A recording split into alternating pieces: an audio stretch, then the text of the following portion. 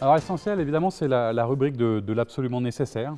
Et pour ce premier sujet, on a choisi de partir d'un ouvrage d'un auteur lyonnais, Emmanuel Gourmet, qui est avec nous en plateau. Emmanuel, bonjour. Alors vous êtes l'auteur aux éditions Baudelaire de cet ouvrage, Et si seule la bienveillance pouvait changer l'humanité. Alors vous êtes médecin généraliste de formation, vous avez exercé très longtemps. Aujourd'hui, vous faites beaucoup d'autres choses, d'accompagnement, d'enseignement notamment, spécialisé dans la santé psychologique. Et c'est vrai qu'on se doute, et j'imagine que vous allez nous en parler un petit peu, le confinement, les crises, la Covid, la guerre aujourd'hui, les sujets ne manquent pas. Dans quel état psychique et psychologique vous trouvez les patients qui viennent vous voir et les personnes que vous accompagnez aujourd'hui? Alors curieusement, pendant la crise Covid et les confinements, c'est pas là où ça allait le plus mal, mais c'est après les confinements qu'on a vu des problèmes de santé psychologique, parce que finalement on a aujourd'hui l'impact sur la durée de manque qui a existé pendant toute cette période-là. Il y a un effet retard. C'est-à-dire qu'il y a aussi la crise mondiale, il y a la crise ukrainienne, il y a le virus qui est encore là, etc. Et donc ça favorise aussi des troubles anxieux. Un petit côté sans fin, et du coup on se dit qu'est-ce qu'il y a comme solution? Alors vous, votre proposition, c'est la bienveillance. Quelle est votre définition, vous, de la bienveillance? Qu'est-ce que c'est exactement? Alors je ne sais pas si c'est ma définition ou ça serait la définition ou le grand principe. Moi j'en prends une qui a fait finalement le squelette de l'ouvrage, c'est disposition d'esprit inclinant à la compréhension et à l'indulgence. Envers autrui, c'est la définition de la bienveillance. Envers soi-même, c'est la définition de l'auto-bienveillance. Alors j'aime bien le préciser parce que moi qui fais des thérapies depuis 20 ans, j'ai beaucoup de patients qui manquent aussi de bienveillance vis-à-vis d'eux-mêmes. Voilà, il faut souvent commencer par soi. Avec quoi on confond souvent la bienveillance? Parce que souvent on parle peut-être d'empathie, d'assertivité, de plein de mots qui ressemblent, mais ce n'est pas exactement ça. Parfois même simplement de gentillesse vis-à-vis de l'autre. Avec quoi il ne faut pas confondre ce terme selon vous? Avec la simplicité, c'est-à-dire qu'être bienveillant, si c'est juste dire bonjour, être poli, remercier, ça ne suffit pas. Vous voyez, la définition, c'est disposition d'esprit. Ça veut dire qu'il faut déjà que je sois disposé pour être bienveillant. Pour être disposé, il faut avoir un peu de temps, pas forcément beaucoup de temps, mais un tout petit peu de temps. Des fois un regard, des fois un moment où je peux dire à quelqu'un, j'ai 2 minutes à te consacrer. Pas forcément 10 minutes, une demi-heure, mais 2 minutes à consacrer, mais je suis vraiment avec toi. Disponibilité au niveau cognitif, c'est-à-dire que je suis vraiment là. Je ne suis pas ailleurs. Et disponibilité émotionnelle, je suis moi-même pas dans l'émotion pour pouvoir être disponible. Et surtout, quatrième disponibilité, avoir envie. Alors, avoir envie, eh bien, je parle beaucoup de réciprocité en fait. C'est-à-dire que moi, je veux bien être bienveillant avec toi, je veux bien être gentil avec toi. Mais est-ce que toi, tu vas me donner un petit peu aussi de ta gentillesse, de ta bienveillance? En fait, il faut faire une démarche soit personnelle vers l'autre, avec un peu de chance pour que ça fonctionne dans l'autre sens, mais le fait de donner de la bienveillance permet d'en recevoir a priori? Oui, a priori, parce que c'est ce que je dis dans le livre. Les conséquences négatives de quelqu'un qui est bienveillant, je vois beaucoup de personnes qui peuvent être bienveillantes et gentilles, qui peuvent souffrir justement de déception, de frustration. C'est-à-dire que je pense que si je suis bienveillant avec quelqu'un, la personne va être aussi bienveillante avec moi. Ce n'est pas comme ça que ça fonctionne.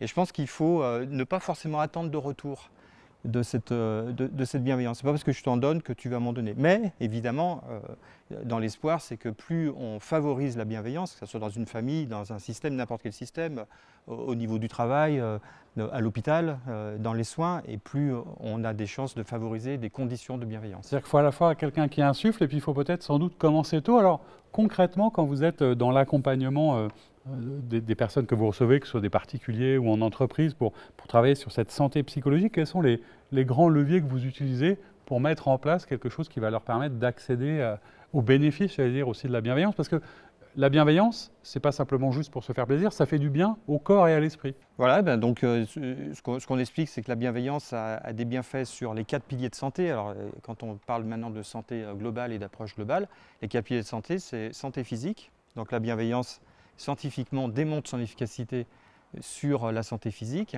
La santé psychologique, c'est-à-dire que la bienveillance favorise des bons sentiments, et donc du coup favorise un psychisme meilleur. La bienveillance a un impact sur la santé sociale, c'est-à-dire que la santé sociale, c'est matériellement, j'ai ce qu'il faut, mais aussi surtout, et ça on l'oublie de temps en temps, c'est relationnellement. Je suis en relation avec quelqu'un. Évidemment, si j'ai de la bienveillance vis-à-vis de quelqu'un, la relation sera meilleure. Et puis, quatrième pilier, qui est quand même enfin un sujet émergent, qui est la santé sexuelle. Si je suis bienveillant, il y a plus de chances que j'ai une bonne santé sexuelle et puis que je favorise la santé sexuelle aussi chez l'autre. Donc les leviers aussi, c'est d'avoir en fait, c'est favoriser une motivation intrinsèque. C'est pas dire à quelqu'un sois bienveillant, c'est que lui ressente intrinsèquement que ça va lui faire du bien pour sa propre santé. Et ainsi, il aura une motivation intrinsèque à le devenir, non pas parce qu'on lui demande de l'être, c'est comme si vous disiez à votre enfant sois gentil ou sois bienveillant. Non, ça ne marche pas. Par contre, ce n'est pas une prescription comportementale, la bienveillance. C'est je ressens un effet positif sur moi. Et puis, deuxième impact, et je ressens un effet évidemment positif sur l'autre, sur la société, et voire même sur les systèmes. Parce que ça, c'est aussi la dimension qui est importante avant que je me tourne vers nos invités. C'est-à-dire que c'est bon pour soi, mais au final, c'est quand même intéressant pour le collectif, le système et la planète. Et Dieu sait qu'on en manque peut-être, du coup, aujourd'hui. Exactement, parce que si on s'intéresse justement à la planète et à l'écologie, ce n'est pas un acte égoïste, ce n'est pas un acte égocentré, c'est un acte purement collectif.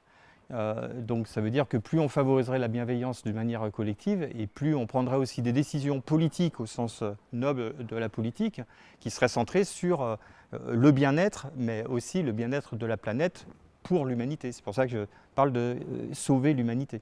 Alors, sauver l'humanité, la bienveillance, Jean, je me tourne vers vous, je me tourne vers le philosophe aussi. Est-ce que c'est un concept que, évidemment, vous connaissiez? Comment vous en parlez vous-même? Est-ce que ça vous inspire? Est-ce que vous êtes confronté à ça aussi dans le cadre de l'accompagnement que vous faites auprès d'entreprises dans la conduite du changement? Est-ce que c'est un levier, la bienveillance? Oui, parfois très clairement, en fait, dans les entreprises, les managers sont incités par leur direction, et donc je voulais avoir votre regard, docteur, sur ça, à être bienveillant. Et du coup, je me demandais en bon philosophe, avec l'esprit critique que ça comporte, c'est-à-dire c'est quoi les limites éventuelles de la bienveillance, est-ce qu'il y en a, et quel est le regard du médecin sur le fait que la bienveillance soit presque un prescrit, soit presque un prescrit par la direction auprès des managers.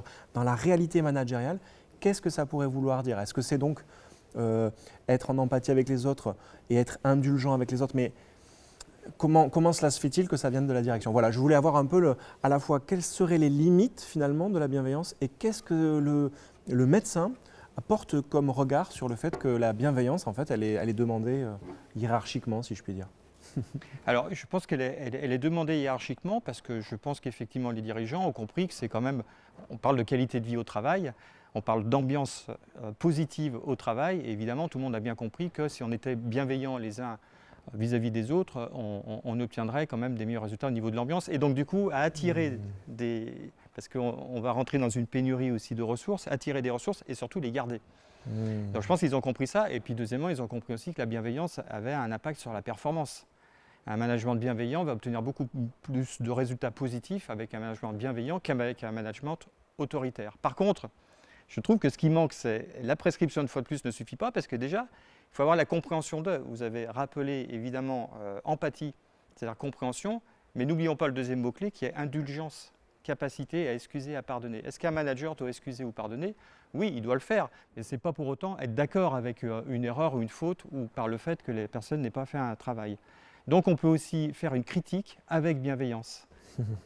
C'est possible donc. Alors Aude, est-ce que la bienveillance est un sujet que vous abordez ou que vous pourriez aborder dans votre magazine avec d'ailleurs l'angle intéressant sur le corps, parce qu'il y a forcément des conséquences. Qu'est-ce que ça vous inspire cette bienveillance à vous? Alors nous, on pourrait tout à fait l'aborder. Effectivement, l'aspect sexuel, je trouvais très intéressant. On n'en parle pas beaucoup. De ce point de vue-là, en tout cas. Moi, j'aurais deux questions, enfin deux pendants d'une même question. C'est-à-dire qu'en fait, est-ce que c'est quelque chose qui s'acquiert ou qui est inné? C'est-à-dire si on n'est pas tombé